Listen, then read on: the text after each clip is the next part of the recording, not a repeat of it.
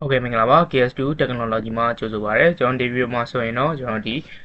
ီရောင်းထားတဲ့ကျွန်တော်ဒီအယောင်းပေါင်ချာတွေကိုကျွန်တော်ဒီပြန်စစ်တဲ့အခါမှာဘယ်လိုမျိုးစစ်ကမလဲပြီးရင်ကျွန်တော်ဒီ payment ကြံတဲ့ဟာတွေကိုဘယ်လိုကြည့်ရမလဲအဲ့ဒါတွေနဲ့ပတ်သက်ပြီးတော့ကျွန်တော်ပြပေးမှာပေါ့နော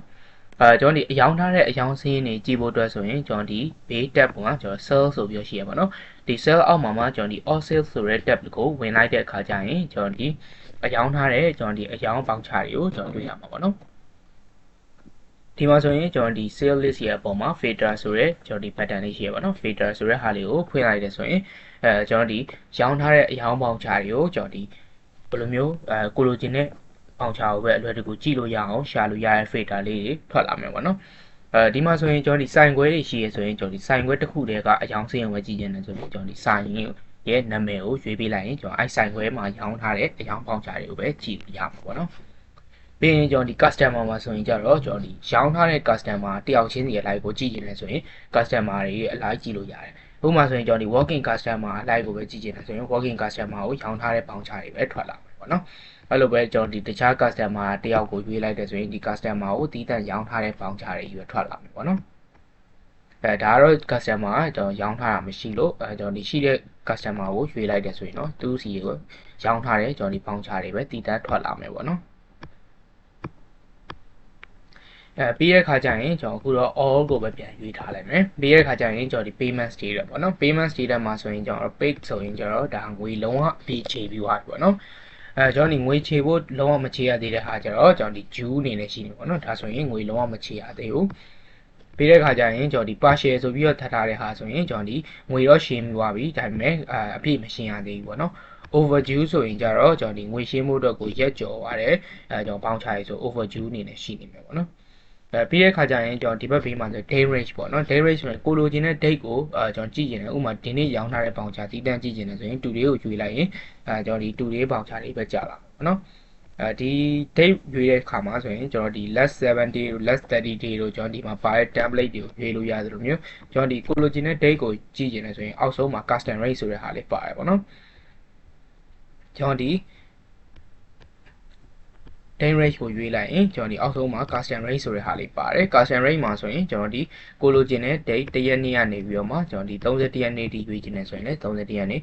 ဒါမှမဟုတ်ကျွန်တော်ဒီ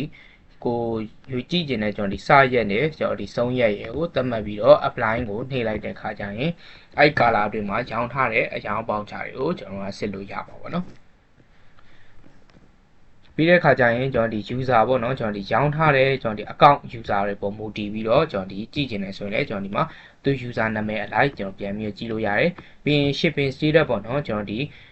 order မှာထားတာတို့ကျွန်တော်ဒီ delivery မပို့ရသေးဘူးပို့ပြီးသွားပြီစသဖြင့်ကျွန်တော်ဒီ shipping status တွေပုံမူတည်ပြီးတော့လည်းကျွန်တော်ဒီမှာကြည့်ကျင်နေဆိုရင်ကျွန်တော်ဒီမှာကြည့်လို့ရတယ်ပေါ့နော်ပြီးတဲ့ခါကျရင် payment method ပေါ့နော်ကျွန်တော်ဒီ payment method နာမည်ပုံမူတည်ပြီးတော့ဥပမာ KPay နဲ့ရှင်းတာရှိမယ်cash နဲ့ရှင်းတာရှိမယ်အဲ့လိုမျိုးကျွန်တော်ဒီဥပမာဆိုရင်ကျွန်တော်ဒီ cash နဲ့ရှင်းထားတဲ့ပေါင်ချာတွေဘယ်နှခုရှိလဲဆိုတာကိုကြည့်ချင်းကျွန်တော်ဒီ cash ကိုတည်တံ့ရွေးလိုက်ရင် payment method cash နဲ့ရှင်းထားတဲ့ပေါင်ချာတွေကြီးပဲသူပြပေးမယ်ပေါ့နော်ဟုတ်ပြီအဲ့ဆိုရင်ကျွန်တော်ဒီပေါင်ချာတွေကို fader နဲ့ရှာတာတွေကတော့ကျွန်တော်ဒီလောက်ပဲပေါ့နော်ကျွန်တော် fader တွေကိုကျွန်တော်ဒီသုံးပြုနေပြီးသွားတဲ့ခါကျရင်ကျွန်တော်ဒီအောက်မှာကျွန်တော်ဒီpayment method တွေကျွန်တော်ဒီဘယ်လိုမျိုးဂျူးပေါင်ချာကိုကျွန်တော်ဒီငွေမရှင်းရသေးတဲ့ပေါင်ချာကိုပေါ့နော် payment ဘယ်လိုထည့်တယ်ဆိုတဲ့ဟာလေးကိုပြပေးမယ်ပေါ့နော်ကျွန်တော်ဒီငွေမရှင်းရသေးတဲ့ပေါင်ချာတွေကိုရှာဖို့အတွက်ကိုကျွန်တော်ဒီမှာ payment status မှာဂျူးဆိုတဲ့ဟာလေးကိုရွေးလိုက်မယ်အဲဆိုရင်ကျွန်တော်ဒီမှာငွေရှင်းဖို့ကြံသေးတဲ့ပေါင်ချာထွက်လာပြီပေါ့နော်အဲ့မှာမှကျွန်တော်ဒီ customer ငွေလာပေးတဲ့ခါကျရင် action ကနေပြီးတော့မှတစ်ဆင့်ကျွန်တော်ဒီ add payment လေးကိုနှိပ်လိုက်မယ်add payment ကိုနှိပ်လိုက်တဲ့ခါကျရင်ကျွန်တော်ဒီငွေပေးရမယ့်အမောက်ပမာဏရဲ့ကျွန်တော်အခုလက်ရှိ date ရထွက်လာမယ်ပေါ့နော်အဲ့တော့ကျွန်တော်ဒီမှာငွေရှင်းမယ်ကျွန်တော်ဒီငွေ payment method အမျိုးအစားကိုရွေးပေးမယ်ပြီးတဲ့ခါကျရင်ကျွန်တော်ဒီ amount မှာကျွန်တော်ဒီသူပေးတဲ့ amount ပမာဏကိုထည့်ပြီးတော့ကျွန်တော် save လိုက်မယ်ပေါ့နော်အဲဆိုရင်ကျွန်တော်ဒီငွေရှင်းပြီးသွားပြီပေါင်ချာငွေ complete page ဖြစ်သွားပြီပေါ့နော်ပြီးတဲ့ခါကျရင်ကျွန်တော်ဒီ action မှာတခြားဘာတွေလုပ်လို့ရသေးလဲဆိုရင်ကျွန်တော်ဒီ shipping status တွေပြောင်းတာတွေပြန်ပြီးတော့ပေါင်ချာကို edit လုပ်တာတွေ delete ပေါင်ချာပေါ့နော်ပေါင်ချာကိုပြန်ပြီးဖြတ်တာတွေလုပ်လို့ရမယ်ပြီးရင်ကျွန်တော်ဒီပေါင်ချာကို print ပြန်ပြီးတော့ invoice print ပြန်ထုတ်တာရှိမယ်ပြီးရင်ကျွန်တော်ဒီ payment တွေကိုပြန်ကြည့်တာတို့ကျွန်တော် delivery note တွေပြန်ကြည့်တာတို့စသဖြင့်လုပ်လို့ရမှာပေါ့နော်